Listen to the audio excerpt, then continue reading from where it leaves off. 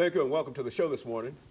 The topic this morning is the World Conference Against Racism, and we're fortunate to have with us to talk about the recent race conference against racism held in Durban, South Africa, Dr. CPoe.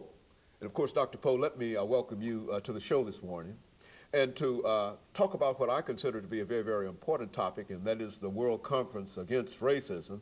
I'm sure that not many of our audience understand exactly what this conference was all about, and I think that you'll have an opportunity to inform us of that event. But before we get into that, Dr. Poe, let's talk about Dr. CPoe, and to give you an opportunity to talk about some of the things that were important in your life that eventually led you to where we are now.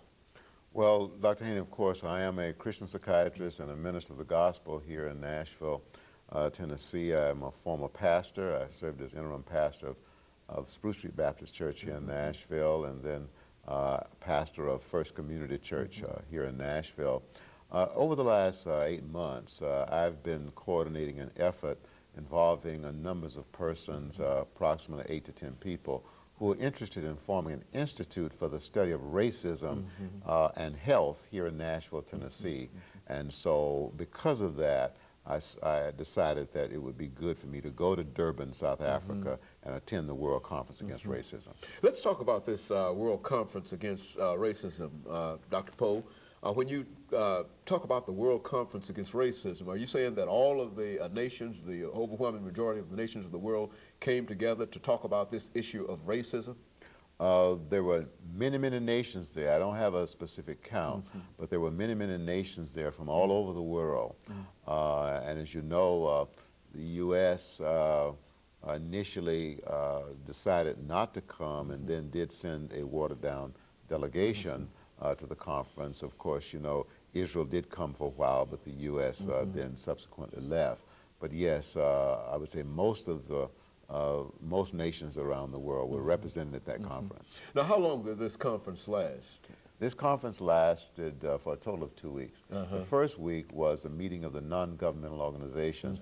These were groups from various countries throughout the world who were involved in the struggle against racism in one form or the other. Some were fighting the problem of classism, the problem of racism against the Dalits and India. This is 260 million people who used to be referred to as the untouchables. Others were there talking about the issues of poverty in South America. Others were talking about the problems of the Aborigines in Australia. Then we had others talking about the issue of covert racism in Canada. So we had people from all over the world talking about racism in its various manifestations. But all of them agreed upon the problem of racism. You know, as a psychiatrist, how would you define racism? I mean, within the context of how the World Conference used its definition of that word. Well, now, my definition is that racism is an expression of self-hate. If I hate myself, then it's almost impossible not to hate you and not to hate other people. But I feel that we're all members of one race, and that is the human race created by God. And so if I hate one person, whether that person is of the same ethnic identity or of a different ethnic identity, then I believe I've got a problem of racism. And so racism is not necessarily directed toward one group. It's a person who is a racist is really a person who hates humanity in a real sense. Is that what you're saying? Yes, I'm saying that racism is much larger and deeper than hostility or hatred towards a particular person or a particular ethnic group. If I'm a racist in relationship to blacks, then I'm also a racist in relationship to whites and Jews and Hispanics. And so it's a human problem. That it's a human problem. It involves the problem of self-hate extending itself to involve other people. Well, now, how was it possible to get all of these nations together? And I know that the results might not have been as encouraging as some folks wanted those results to be, but how did you get, how was it possible to get all of these folks together on at least a common theme, a common agreement in reference to this? Well, my understanding, this was a second World Conference on Racism, but I think it was the first one that involved the non-governmental organizations. They invited non-governmental people in, rather than just the nations. It was sponsored by the United Nations, specifically the United Nations High Commissioner for Human Rights was the person who coordinated the conference. And he called this conference together in South Africa. Well, why was South Africa selected for this particular conference? I don't know, except perhaps the fact that South Africa, being an example of a nation that had a real severe problem with racism, apartheid racism, and in 1994, with the election of Nelson Mandela, the apartheid legislation was dismantled. And so I think South Africa then offers the image of hope, a nation that used to have legalized racism and now is moving toward freedom and equality for all people. Now, you were there for approximately 2 weeks. What was your impression of what had happened in South Africa, having known South Africa before 1994 and after? I mean, how did you feel that things had changed, or did you see any manifestations of things not having changed as much as perhaps they should have changed?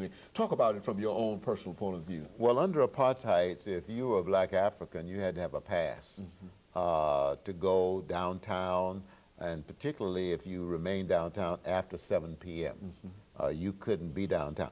Also, if you were a black South African under apartheid, you could not own a business. And you were confined to living in a certain part of the community. So you were severely restricted if you were a black African under apartheid. If you were colored, you had a little bit more freedom. If you were Indian, East Indian, you had a little bit more freedom. You could at least enter a business, you could own a business. And of course, if you were South African white, then there were essentially no restrictions on you. But now, the difference is that blacks have ascended to some degree politically. For example, after Mandela served as president, they elected another South African black. His name is Mbeki, and he's the president, and we got a chance to hear him speak, and I was very impressed. He seems to be a man of wisdom and a man of compassion. In addition, the mayor of Durban is a black man. So blacks are beginning to acquire some political power, but in terms of economic wherewithal or resources, business involvement, they still have a very long way to go. And so racism might have dissipated somewhat in the political arena, which is to say that there are more more black Africans in political positions than ever before, in positions that they would not have been allowed to occupy prior to this time. Now, while changes have been made there, but you also believe that in some of these other areas, economic areas primarily, that's a real problem in terms of trying to bridge this gap between the haves, the have-nots, and those who... do you consider that to be a problem? Or what? Yes, I mean the economic differential is a carryover from apartheid racism. There are other carryovers too. That's a real source of problems for South Africa right now. One is the poverty. Most of the poverty you'll find among South African blacks.